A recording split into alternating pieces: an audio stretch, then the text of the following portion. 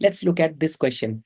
If P is greater than 3 and Q is less than -1, then which of the following statement is always true?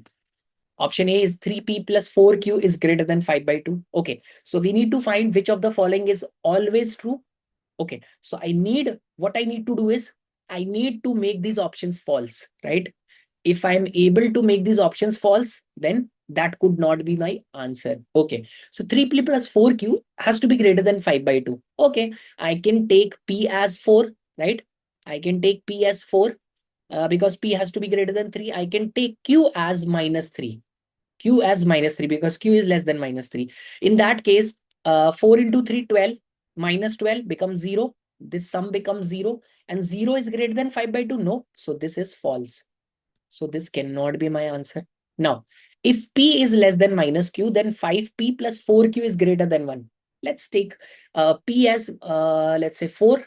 If P is 4 and let's take Q as -5. Can you see -Q would be 5? And yes, P is less than -Q because -Q is 5 and P is 4. So this is less than -Q.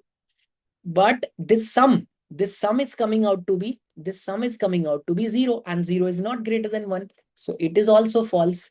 This cannot be my answer, right? Next, P is greater than Q square.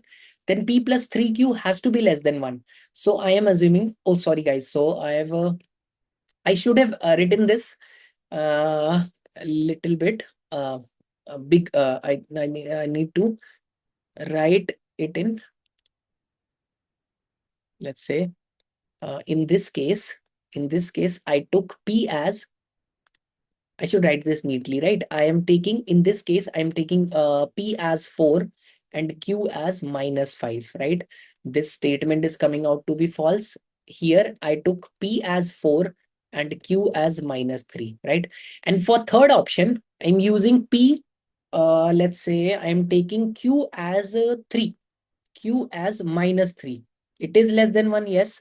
And I'm taking P as 10, correct? T as 10 because it has to be greater than Q square. Q square is 9. So I'm taking P as,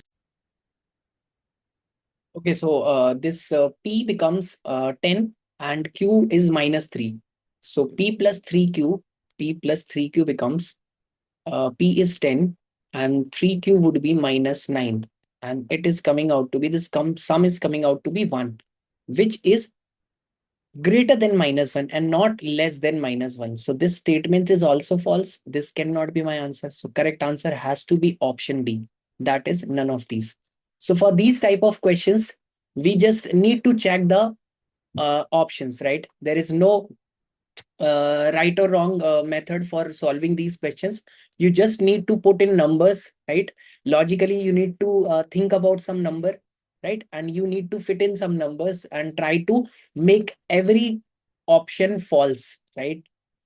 If let's say you are trying and if any of the option is coming out to be true on one value, then we need to check for another value also. If for any value, if you could make that option false, then you need to move on to the next option.